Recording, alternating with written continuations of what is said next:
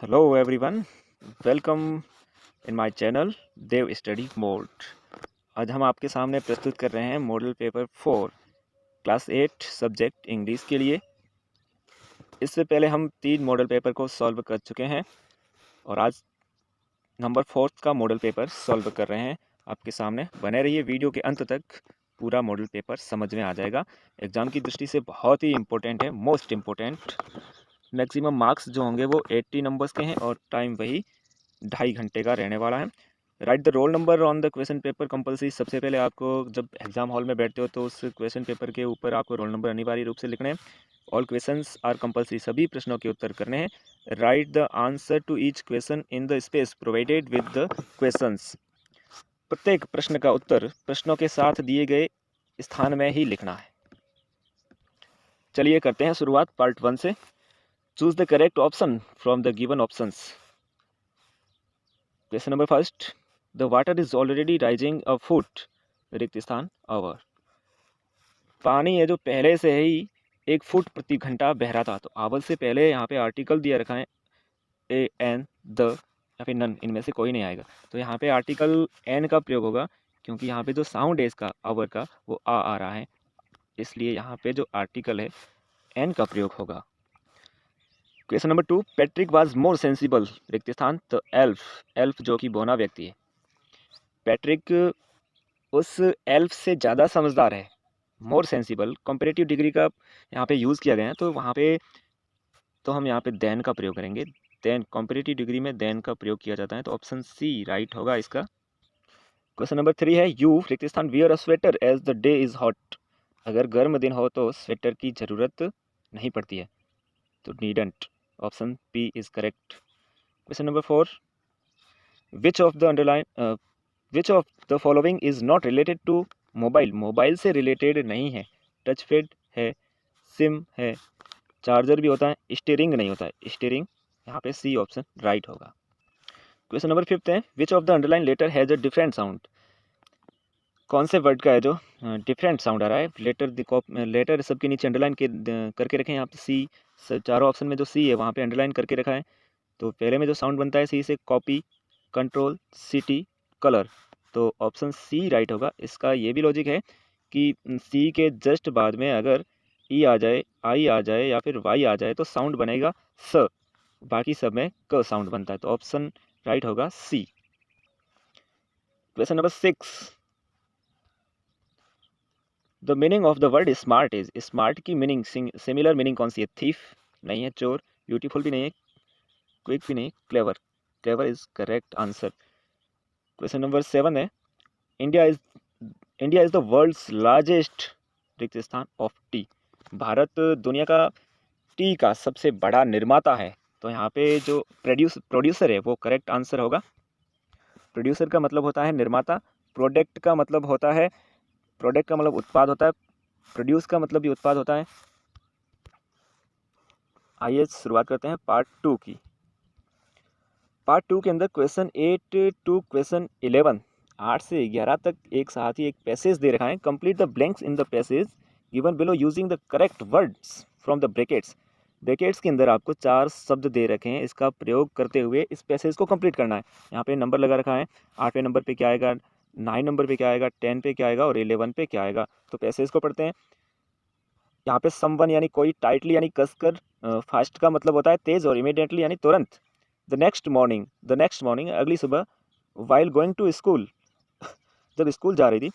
संगीता ने देखा रिक्त स्थान ड्रॉनिंग इन द कैनल, यानी कोई कैनल के अंदर डूब रहा था, तो समवन तो पहले रिक्त स्थान के अंदर आएगा। यहाँ पे जो 8 नंबर पे वहाँ पे आएगा समवन, कोई डूब रहा था। She jumped into the canal immediately, वो तुरंत ही है जो उस कैनल के अंदर कूद गई, उस नहर के अंदर कूद गई। The flow of the water was, पानी का जो भाव था बहुत तेज़ था, तो 10 नंबर पे आएगा फास्ट। 10 नंबर पे आएगा फास्ट, पानी का भाव बहुत तेज़ था। Sangeeta caught the hand of the drowning child, यहाँ पे आएगा टाइटली। संगीता ने उस जो डूब रहा था बच्चा था उसको कस करके पकड़ लिया। क्वेश्चन नंबर जो 12 है, write the plural forms of the following words. यहाँ पे लिखा हुआ है थीफ का मतलब होता है चोर, तो यहाँ पे जब भी सिंगुलर से प्लूरल बनाते हैं तो एफ या फिर एफ ई आ जाए तो उसको हटा के, एफ और एफ ई को हटा के उसकी जगह लगाते हैं वी ई एस। तो यहाँ पे भी आपको एफ को हटा के इसकी जगह वी ई एस लगा के प्लूरल बनाना है। दूसरा लिखा हुआ है डिफ़िकल्टी, तो यहाँ पे देखना वाई से पहले जस्ट कॉन्सोनेंट है तो वाई को हटा देंगे, वाई को हटा के वहाँ पे आपको लगाना है आई ई एस, बन जाएगा आपका प्लूरल। क्वेश्चन नंबर 13, पहला लिखा हुआ है विक्ट्री, तो विक्ट्री के अंदर यहाँ पे आएगा VICTORY, विक्ट्री का मतलब विजय, और यहाँ पे लिखा हुआ है रिफ्यूज़, REFUSE, रिफ्यूज़ का मतलब अस्वीकार करना। क्वेश्चन नंबर 14 है ड्राइव अटेंटिवली, ध्यानपूर्वक गाड़ी को चलाना चाहिए। ड्राइविंग है जो ध्यानपूर्वक करना चाहिए ताकि आप घर पर सुरक्षित पहुंच सके। You can reach home safe, तो यहाँ पे आएगा सो दैट, ताकि, सो दैट। क्वेश्चन नंबर 15 है arrange the words in proper order to make meaningful sentence, अभी जो उल्टे फुलटे शब्द दे रखे हैं इनको एक व्यवस्थित क्रम में जमा कर एक मीनिंगफुल सेंटेंस बनाना जिसका कोई अर्थ हो सके। तो यहाँ पे हमारा जो सब्जेक्ट होगा वो कैलाश, कैलाश के साथ में वर्ब्स आएगी, main verbs. Kailash lives in the village Godata. B दे रखा है has kicked Bajrang ball the, तो यहाँ पे आएगा हमारा सब्जेक्ट होगा Bajrang, has kicked the ball, Bajrang ने बॉल को किक मार चुका है बजरंग। क्वेश्चन नंबर 16 है ट्रैफिक रूल से रिलेटेड क्वेश्चन आता है। इसके अंदर fill in the blanks with the help of the words given in brackets, brackets के अंदर जो 4 शब्द दे रखे हैं और यहाँ पे सेंटेंस 2 दे रखे हैं, तो चारों में से 2 आपको चूज करके इस रिक्त स्थान को भरना है, ब्लैंक्स को फिल करना है। ड्राइवर्स, पहला है ड्राइवर्स, चालक, ट्रैफिक यातायात, लेन, और एक दे रखा है हेलमेट। तो चलिए पहला, एज लॉन्ग एज, जैसे ही आई फॉलोड द रूल्स, कौन से रूल्स, ट्रैफिक रूल्स, जैसे ही मैंने ट्रैफिक रूल्स को फॉलो किया, police couldn't catch me, police ने मुझे नहीं पकड़ा। दूसरा है there should be traffic signals, traffic signals है सो दैट, ताकि वहाँ पे ना ट्रैफिक सिग्नल होना चाहिए सो दैट, ताकि don't get confuse, driver confuse ना हो। क्या आएगा, दूसरी खाली जगह में आएगा ड्राइवर्स और पहली खाली जगह में आएगा ट्रैफिक। अगला जो है पार्ट 3, इसके अंदर 3 पैसेज दिए गए होते हैं, 3 और 10-10 नंबर के, यानी 30 नंबर के, तो बहुत ही इंपॉर्टेंट है पैसेज। पहला पैसेज जो है, चलिए इसकी शुरुआत करते हैं, इसको सॉल्व करते हैं। Read the passage carefully and answer the questions given below, passage को ध्यानपूर्वक से पढ़कर दिए गए प्रश्नों के उत्तर देने हैं। यह आपकी नोटबुक में से ही दिया गया है, क्लास 8 की। Almas Javed was 10 years old, Almas Javed जो कि एक गर्ल है वो 10 साल की थी। She was a student of Carmel convent in Port Blair, वह एक करमेल कॉन्वेंट पोर्ट ब्लेयर की छात्रा थी। Where her father had a petrol pump, जहाँ उनके पिताजी का पेट्रोल पंप था। Her mother Rohila's home was in Nancowry island, उनकी जो माताजी का घर था रोहिला का, वो नॉन कॉरी आइलैंड पे था। The family had gone there to celebrate Christmas, उनके जो परिवार था वहाँ पे जो क्रिसमस सेलिब्रेट करने गए थे। When the tremors came early in the morning, जब शुरुआत में जब सुबह जल्दी कंपन शुरू हुई थी। द फैमिली वाज स्लीपिंग, तब परिवार सो रहा था जब दिन की शुरुआत में, यानी मॉर्निंग में सुबह जल्दी कंपन शुरू हुई। अलमस फादर सा, अलमस के पिताजी ने देखा द सी वाटर रिसीड, जो समुद्र का पानी था जो वो पीछे घट रहा था। He understood that the water would come रसिंग back with great force, वो समझ गए थे कि जो पानी अभी पीछे जा रहा है वो जब वापस आएगा तो जो ग्रेट फोर्स के साथ होगा, एक खतरनाक बल के साथ वापस आएगा। ही वॉक एवरीवन, उन्होंने जो प्रत्येक को जगाया, सभी को जगाया, everyone up and try to rush them to a safer palace, उन्होंने सभी को जगाया और फटाफट से तेजी से सभी को एक सुरक्षित जगह पर ले जाने के लिए उन्होंने कोशिश की। एज दे रैन, वे जैसे ही दौड़े, हर ग्रैंडफादर, अलमस के जो ग्रैंडफादर थे, was hit on the head, उनके सिर पे चोट लग गई किसी वस्तु से, by something and he fell down, और वो गिर गए। हर फादर, अलमस के father, rushed to help him, जल्दी से उनकी तरफ हेल्प के लिए मुड़े गए। Then came the first giant wave, और एक तभी है जो एक खतरनाक वेव आती है, लहर आती है, that Swift both of them away, और वो लहर उन दोनों को बहा के ले जाती है। पैसेज के अंदर से जो क्वेश्चन है उनको करते हैं सॉल्व। क्वेश्चन नंबर 17 है how can you say that, आप कैसे कह सकते हैं that Almas belong to a rich family, आप कैसे कह सकते हैं कि अलमस का जो परिवार था वो अमीर था। तो हम कह सकते हैं we can say we can say, सो हम कह सकते हैं, as her father on a petrol pump, क्योंकि उनके पिताजी का खुद का एक पेट्रोल पंप था, इसलिए हम कह सकते हैं कि वो एक रिच फैमिली से बिलोंग करते थे। क्वेश्चन नंबर इसका 17 का 2 है, where had Almas family gone to celebrate Christmas. Almas का जो परिवार था वो कहाँ पर क्रिसमस सेलिब्रेट करने गए थे? तो इसका आंसर है Almas family had gone to Nancowry island for Christmas. Almas का जो परिवार था वो नॉन कॉरी आइलैंड पे क्रिसमस सेलिब्रेट करने गया था। अगला क्वेश्चन है, how did Almas father understand that sea water will come back with great force. Almas के पिताजी थे वो कैसे समझ गए थे कि जो समुद्र का पानी है जो वापस आएगा तो एक खतरनाक दबाव के साथ आएगा, ग्रेट फॉल्स के साथ आएगा।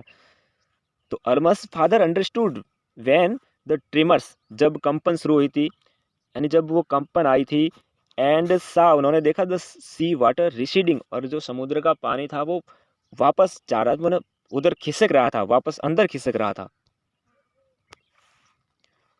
अगला क्वेश्चन है 18 नंबर, 18 का जो first, who rushed for Almas grandfather's help. किसने अल्मस के ग्रैंडफादर की हेल्प की थी फटाफट से? तो अल्मस फादर, कौन? अल्मस के फादर थे, वो rushed for her grandfather's help. Almas के जो पिताजी थे उन्होंने ही उनके दादाजी की मदद की थी। 18 का number 2, what was the family doing. परिवार क्या कर रहा था? When the tremors came early, जब सुबह सुबह झटके आए थे, वो भूकंप के झटके आए थे, तब परिवार क्या कर रहा था? तो the family was sleeping when the tremors came early, जब सुबह सुबह झटके आए थे तो परिवार सो रहा था। इसका उत्तर यहाँ पे लिखा हुआ ना कि when the tremors came early in the morning the family was sleeping, सो रहे थे। थर्ड क्वेश्चन है इसका, राइट द ऑपोजिट वर्ड्स, यानी कि विपरीतार्थ शब्द लिखने of the following from the passage. Passage के अंदर से ही ढूंढिए। यंग, यंग का ओल्ड, यंग का जो ऑपोजिट होगा वो ओल्ड होगा, और लास्ट का फर्स्ट, लास्ट का हो जाएगा first. Passage, passage B, read the passage carefully and answer the questions given below. दूसरा पैसेज है उसको ध्यानपूर्वक पढ़कर दिए गए प्रश्नों के उत्तर देने। तो पढ़ते हैं पैसेज को। The garden was as big as a park, घरेलू बगीचा इतना बड़ा था जितना कि एक सार्वजनिक उद्यान। But Stephen Hawking covered every inch rumbling along his motorized wheelchair while I dozed to keep out of the way। घरेलू जो बगीचा था इतना बड़ा था जितना कि एक सार्वजनिक उद्यान हो, लेकिन स्टीफन हॉकिंग ने प्रत्येक इंच गड़गड़ाहट करती अपनी इंजन चलित व्हील चेयर में तय किया, जबकि मैं रास्ते में आने से बचता रहा। We couldn't talk very much, हम अधिक बात नहीं कर सके। The sun made him silent, the letters on his screen disappearing in the glare. सूर्य ने उसे चुप कर दिया, चमक में, जो ग्लेयर, चमक में पर्दे पर लिखे अक्षर गायब हो रहे हैं। एन आवर लेटर, एक घंटे के उपरांत, we were ready to leave, हम जाने के लिए तैयार थे। आई डिडंट नो, मैं नहीं मानता, व्हाट टू डू, मैं क्या करूं। आई कुड नॉट किस हिम और क्राई, मैं उसे न चूम सका और न रो सका। आई touched his shoulder and wheeled out into the summer evening, मैंने उसके कंधों को छुआ और ग्रीष्म ऋतु की शाम में व्हील चेयर पर बाहर आ गया। आई लुक्ड बैक, मैंने पीछे देखा, and I knew he was waving though he wasn't, तो मैंने पीछे देखा और मैं जानता था कि वह हाथ हिला रहा था, यद्यपि वह नहीं हिला रहा था, वो ट्राई कर रहा था बट हिल ही नहीं रहा था। वॉचिंग हिम, उसने देखा, उसे देखना, an embodiment of my bravest self, the one I was moving towards, उसे देखना मेरे साहसी रूप के एक अवतार को, वह उसकी दिशा में आगे बढ़ रहा था। The one I had believed in for so many years, वह जिसमें मैंने अकेले ने इतने वर्षों तक विश्वास किया था। Yes, alone, I knew that, मैं जानता था, that my journey was over, मेरी यात्रा समाप्त हो गई थी, फॉर नाउ, अब से। चलिए करते हैं शुरुआत क्वेश्चन नंबर 19 की। What is the difference in a garden and a park? एक बगीचे व उद्यान में क्या अंतर है? तो इसकी जो शुरुआत में लिखा था ना, a garden is generally found in a house. Garden जो है विशेष रूप से घरों में पाया जाता है। And a park eight public place, और पार्क जो होता है वो एक पब्लिक सार्वजनिक स्थान होता है। क्वेश्चन इसका 19 का भी है। What type of wheel chair Hawking has? Hawking के पास किस प्रकार की व्हील चेयर है? आंसर है Hawking has motorised wheel chair. उसके पास हॉकिंग के पास इंजन चलित व्हील चेयर है, जो जिनमें मोटर लगी हुई थी, इंजन से चलती थी। आइडेंटिफाई एंड राइट, पहचान करो एंड लिखो one word of the following sentence. दिया गया जो सेंटेंस है उसको पहचानो और उसके लिए एक शब्द लिखना है। An open area to walk, play etc, एक खुला क्षेत्र जहाँ पे हम वॉकिंग कर सकते हैं, खेल सकते हैं, तो वो है पार्क। इसके अंदर जो दिया गया park, public place, park. B, the act of travelling from one place to another, एक जगह से दूसरे जगह पर यात्रा करना, उसको इंग्लिश में बोलते हैं जर्नी। अगला क्वेश्चन है number 20। How long did the author stay there? लेखक वहाँ पे कितनी देर तक रुका था? The author stayed there for an hour, लेखक वहाँ पर 1 घंटे तक रुका था। B, how did the author express his gratitude? लेखक ने अपनी कृतज्ञता कैसे जो ज्ञापित की? The author expressed his gratitude by touching Hawking's shoulder, लेखक ने जो अपनी कृतज्ञता वो हॉकिंग के कंधे को छूकर ज्ञापित की। सी है, find out the word from the passage which means sign. Passage की उस शब्द को ढूंढिए जिसका मतलब होता है साइन। साइन का मतलब होता है चमकना। तो यहाँ पे जो एक शब्द दे रखा है ग्लेयर, ग्लेयर का मतलब होता है चमकना, तो ये उसका सिमिलर स्पेलिंग हो। पैसेज सी है, read the following passage carefully, passage को ध्यानपूर्वक पढ़कर and answer the following questions given below. An old man was walking slowly along a street, एक बूढ़ा आदमी धीरे धीरे एक गली में जा रहा था। वन डे ही सा, एक दिन उसने देखा, अ लिटिल बॉय, एक छोटा सा लड़का, who was trying to reach a door bell which was too high for him. वह एक घंटी को छूने की कोशिश कर रहा था, घंटी तक पहुंचने की कोशिश कर रहा था, बेल तक, लेकिन उसके लिए बहुत ऊंची थी। He was a kind hearted old man, वह एक दयालु हृदय का व्यक्ति था। सो ही स्टॉप्ड, तो इसलिए वो वहाँ पे रुका। एंड सेड, उसने कहा उस लड़के से, I will ring the bell for you, मैं आपके लिए घंटी बजा दूंगा। Then he pushed the button of the bell so hard that it could be heard all over the house, उसने उस बूढ़े जो सज्जन व्यक्ति था उसने उस घंटी को इतना जोर से बजाया, उस बटन को इतना जोर से बजाया कि पूरे घर में सुनाई दे। The little boy looked up at him and said, उस छोटे लड़के ने उसकी तरफ देखा और कहा, now will now we will run away, अब हमें जो भाग जाना चाहिए। Come on or we shall be caught, चलिए चलते हैं नहीं तो हम पकड़े जाएंगे। Before the old man gentleman knew what was happening, इससे पहले कि बूढ़े उस सज्जन व्यक्ति जानते कि क्या हो रहा है।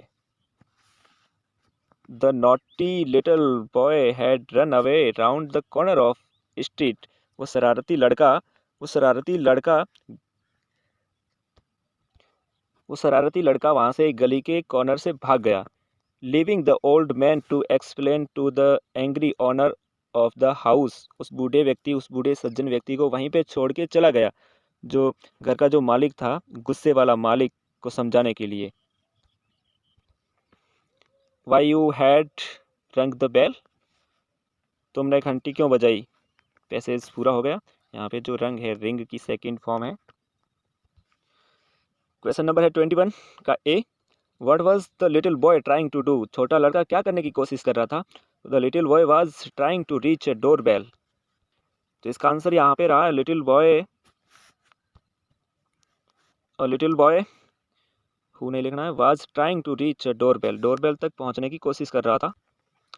क्वेश्चन बी है, what did the boy say to the old man, लड़का उस सज्जन व्यक्ति से क्या कहता है?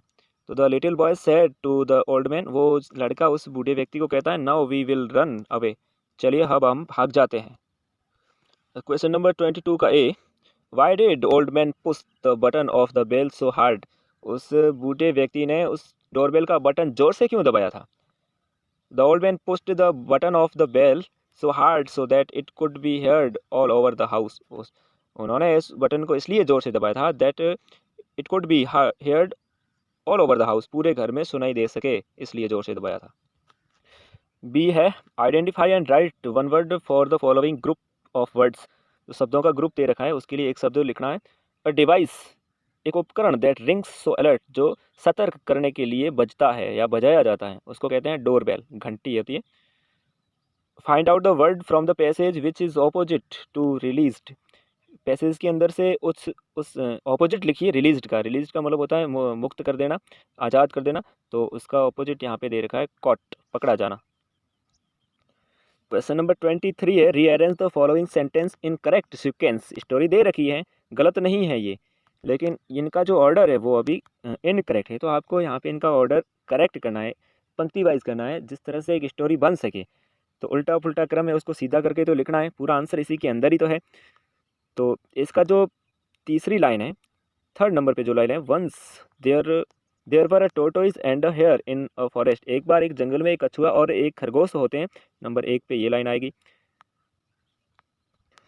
दूसरे नंबर पे है कि दूसरे नंबर पे जो लाइन है वो आपके हैं the hare was very proud of his high speed, जो खरगोश होता है उसको अपनी तेज गति पे बहुत गर्व होता है या फिर अभिमान होता है, तो अगली जो लाइन होगी the tortoise challenged him to defeat him in the race, कछुआ उनको चैलेंज करता है रेस में हराने के लिए, तो ये 3 नंबर पे आएगी, हराने के लिए। फिर क्या होता है, फिर वो रेस का निर्णय लेते हैं, they decided to run a race, फिर वो एक रेस दौड़ने के लिए डिसाइड करते हैं। और सबसे लास्ट में आएगा at last the tortoise reached his destination early, और कछुआ है जो डेस्टिनेशन पे जल्दी पहुंच जाता है। पार्ट 4 राइटिंग के लिए होता है। Question 24 you are Gopika Gaurav living in Alwar, ये एक लेटर है, और इसके जो और में दिया गया है एक एप्लीकेशन दे रखी है। Suppose that you are Anita या फिर अमित, अपने आप को अमित या अनीता मानना है। You are student of Adarsh Vidya मंदिर जयपुर, आप आदर्श विद्या मंदिर जयपुर के छात्र छात्रा हैं। You had your transfer certificate issued by the school, आपको स्कूल के द्वारा टीसी जारी की गई थी, बट यू लॉस्ट इट, परंतु आप इसे खो चुके हैं। Write an application to your headmaster, to the headmaster of the concerned school to issue your duplicate transfer certificate, संबंधित जो भी स्कूल है वहाँ के प्रधानाध्यापक जी को प्रार्थना पत्र लिखिए डुप्लीकेट टीसी जारी करवाने हेतु। You may take help of the following clues, ये कुछ क्लोज दे रखे हैं, इनकी सहायता ले सकते हैं आप। तो चलिए शुरुआत करते हैं एप्लीकेशन की। यहाँ पे आप डेट और मंथ लगा सकते हैं 2023, द हेडमास्टर आदर्श विद्या मंदिर Jaipur. Sir, I was a student of class 8 in your school during 2022 to 2023. मैं आपके विद्यालय में कक्षा 8 का छात्र था या छात्र थी, सेशन था 2022 से 2023 तक। I passed class 8 in the first division, मैंने कक्षा 8 को फर्स्ट डिवीज़न के साथ पास किया था। I had got my transfer certificate from the school but it was lost, मैंने जो स्कूल से ट्रांसफ़र सर्टिफिकेट प्राप्त किया था परंतु इसे खो चुका हूँ या खो चुकी हूँ। Now please issue me a duplicate copy of that transfer certificate, कृपया मुझे अब एक डुप्लीकेट ट्रांसफ़र कॉपी दिलवाएं। It is needed to take admission to class 9th, मुझे कक्षा 9 में एडमिशन लेने के लिए इसकी बहुत ज़रूरत है। I shall be highly obliged to you, मैं आपका आभारी रहूँगा। विद हम्बल रिगार्ड्स, विनम्र सम्मान के साथ योर्स ओबीडियंटली, आपका आज्ञाकारी अनीता। क्लास 8, यहाँ पे क्लास 8 लिख लेना, स्पेस नहीं था इसलिए लिख नहीं पाया। पैराग्राफ और स्टोरी के अंदर से मैंने स्टोरी राइट की है यहाँ पे, आइए पढ़ते हैं स्टोरी को। स्टोरी जो होती है वो आपको यहीं से बनानी होती है, यहाँ पे एक स्टोरी लिखाई होती है, लेकिन वो प्रेजेंट टेंस के अंदर होती है। 2 फ्रेंड्स, 2 मित्र होते हैं, गोइंग जा रहे हैं, फॉरेस्ट में जाते हैं, प्रॉमिस टू हेल्प, वादा करते हैं मदद का, सी अ बियर, भालू देखते हैं, 1 क्लिम्स अप अ ट्री, एक पेड़ पे चढ़ता है, the another does not know how to climb, दूसरा नहीं जानता है कि पेड़ पे कैसे चढ़ते हैं, lays down on the ground पे सो जाता है, बियर स्मेल्स हिम, भालू उनको सूंघता है। टेक्स हिम फॉर डेड, मरा हुआ समझता है। गोज, जाता है। फ्रेंड्स कम्स डाउन, यानी दूसरा जो दोस्त होता है वो नीचे आता है। आस्क व्हाट डिड बियर से, भालू क्या कहता है। Don't relay on fails friends, झूठे मित्रों पे विश्वास नहीं करना चाहिए। फील्स असेम्ड, शर्मिंदा हुआ। तो जो स्टोरी है वो two friends and a bear, दो मित्र होते हैं और एक भालू की कहानी है। Once upon a time there were two friends, एक बार दो मित्र होते हैं। They were going through a forest, वो एक जंगल में ऐसे जा रहे थे। They promised to help each other, वे दोनों हैं जो वादा करते हैं एक दूसरे की मदद करने के लिए। After some time they saw a big bear to coming to them, उन्होंने कुछ समय बाद देखा कि एक भालू उनकी तरफ आ रहा था। One of the friend ran and climbed up a tree, उनमें से एक मित्र भागा and climbed up a tree, और पेड़ पे चढ़ गया। The other friend did not know how to climb a tree, दूसरा मित्र तो नहीं जानता था कि पेड़ पे कैसे चढ़ते। He lay down on the ground the bear came to him, he smelled him, वो जमीन पे ही सो जाता है और भालू उसके पास आता है, वो उसे सूंघता है, भालू उसे सूंघता है। द बियर थॉट, भालू सोचता है दैट ही वाज डेड, वो मरा हुआ था। सो ही वेंट अवे, इसलिए वो चला जाता है। द अदर फ्रेंड, जो दूसरा फ्रेंड पेड़ पे चढ़ जाता है, केम डाउन, नीचे आता है। एंड आस्क्ड, और उसे पूछता है व्हाट डिड द बियर से इन योर ईयर, भालू ने तुम्हारे कान में क्या कहा था।